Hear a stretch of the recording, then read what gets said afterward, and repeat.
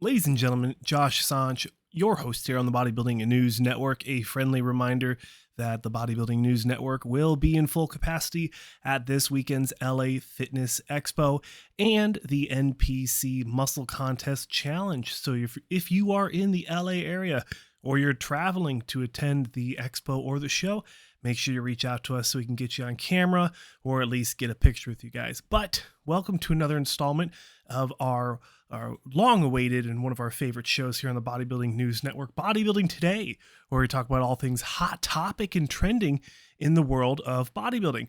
Now, I do know that most of our coverage has been taken over by the Olympia recaps or the upcoming Arnold Classic, and I do want to briefly talk about some Arnold Classic news.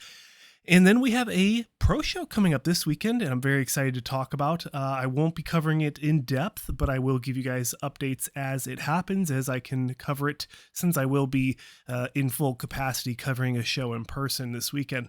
But before we get to that one, let's talk about Nick Walker and potentially Derek Lunsford.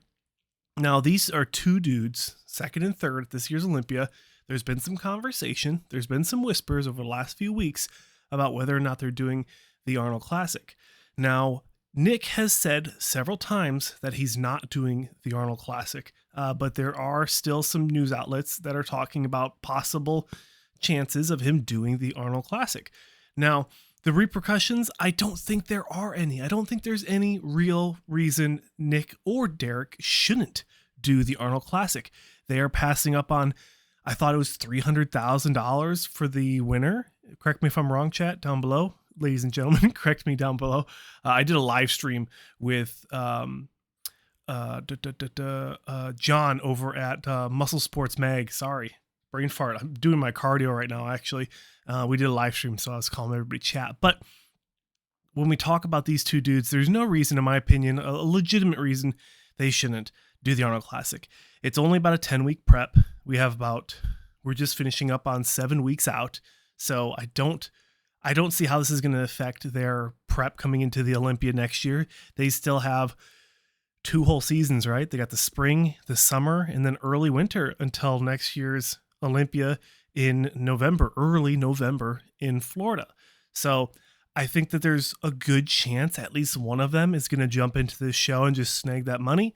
And that's no disrespect to Sean Clarita and Samson Dowda, who are kind of my 2 top picks to battle out for the 1 and 2. It's no disrespect to them, but it's just they're not in the caliber yet to where Derek Lunsford and Nick Walker have proven themselves to be it. So that's my thought on these two. I really would like to see at least one of them, if not both, do this year's Arnold Classic. A gentleman that I am 99.999% sure is not doing the Arnold Classic is Classic Physique Olympian, recently turned open bodybuilder from the UK, Neil Curry. Now, ever since he joined Hostile, I think the writing has been on the wall. Almost all their athletes have been trying to push into the open, push to be bigger, more impressive bodybuilders, especially in the open. And I think the writing was on the wall for Neil Curry to make that decision to hop into the open. And I'm not saying that Fuad is, forcing their athletes at gunpoint to go into the open. That's not what I'm saying. I'm just saying that it seems to be a trend that once you get on that Hostile team, you want to compete at the upper echelons of bodybuilding, true bodybuilding, which is men's open. So that's my thought there. A recent physique update from him showing some of his mandatories, saying a long road ahead, but let's document this mission and share the journey. Day 1, 250 pounds. This is our starting point, family. And good gosh, he looks phenomenal.